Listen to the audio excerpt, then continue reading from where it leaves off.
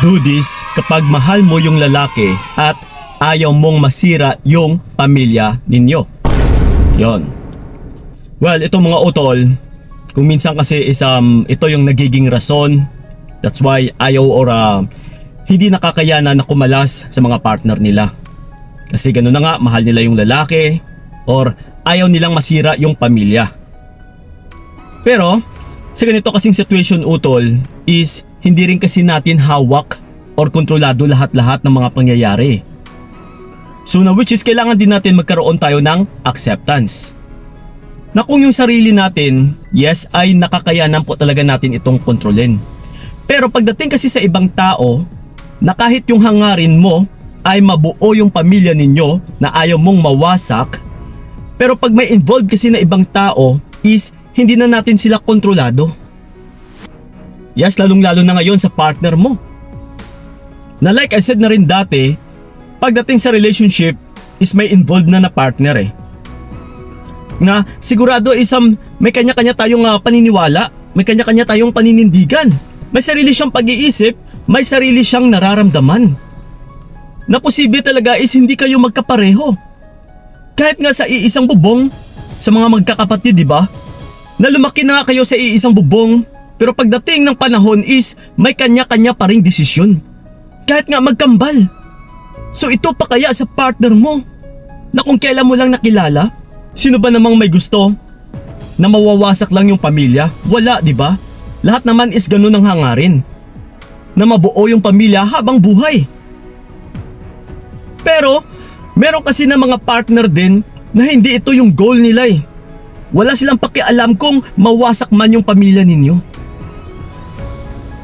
So, ngayon sa pagmamahal utol, given na minamahal mo yung tao, pero kailangan mo pa rin tignan yung sarili mo. Kung worth it pa ba talagang mahalin yung taong yan? Kung magiging masaya ba yung future mo sa taong yan? Kasi sa pagmamahal ay pwede natin itong i-detach sa pamamagitan ng realization. Na kailangan mong ma-realize na kung ano yung kahahantungan o kung ano yung magiging future mo pa sa tao na yan. Na kung nakikita mo nahihirapan ka na, inaapak-apakan na yung pagkatao mo, wala na siyang respeto sa'yo, then kailangan mo ring ipakita sa kanya na meron kang respeto sa sarili mo. Nagsisimula po kasi yan sa sarili natin. Na kung paano natin re-respetohin yung sarili natin is ganun din nila tayo re-respetohin ng mga partner natin or ng ibang tao. Pero kapag pinapakita mo na kahit binabaliwala ka na niya, na kahit hindi ka na niya nire-respeto, then ikaw is naghahabol ka pa sa kanya, minamahal mo pa siya, pareho lang po yan na ikaw mismo is walang respeto din sa sarili mo. That's why mas lalo ka pa niyang binababoy. Mas lalo ka pa niyang inaapak-apakan. Mas lalo ka pa niyang binabastos. Mas lalo ka pa niyang niloloko. Yes, utol. Siyempre lahat naman tayo. Yung hangarin natin is magkaroon ng mapayapang pamilya. Ng masaganang pamilya na magkaroon ng masayang pamilya. Pero ano yung magagawa natin kung mismong partner mo utol is wala namang pakialam sa'yo or hindi din naman yun ang balak niya.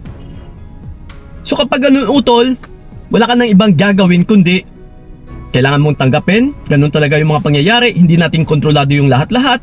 Kung ayaw niya na rin sa'yo, then wag mo nang pilitin. Matutong mabuhay kasama yung anak mo na kahit wala na yung partner mo na nagbibigay ng sakit sa ulo, then kayang-kaya mo po yan, sigurado na makakayanan mo. Once kasi na makayanan mo, tiyak makakamit mo rin yung kaligayahan balang araw. Okay? So ganun po yun mga utol. Sana'y nakatulong yung video na ito. Maraming salamat. And then, by the way, sana naging merry yung Christmas ninyo. And then, advance Happy New Year sa inyong lahat dyan ha. So ano ba yung mga New Year resolution ninyo? Ha? Sana'y magiging matatag na talaga kayo. At saka, sana'y maibago nyo na rin yung buhay ninyo or yung sarili ninyo na kung dati is puro pasakit, ngayon naman is dapat masaya or magiging masaya ka na. Ha?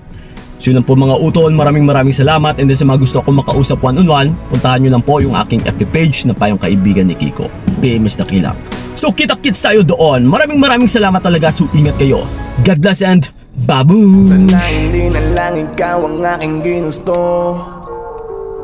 Binigay ko lahat para wala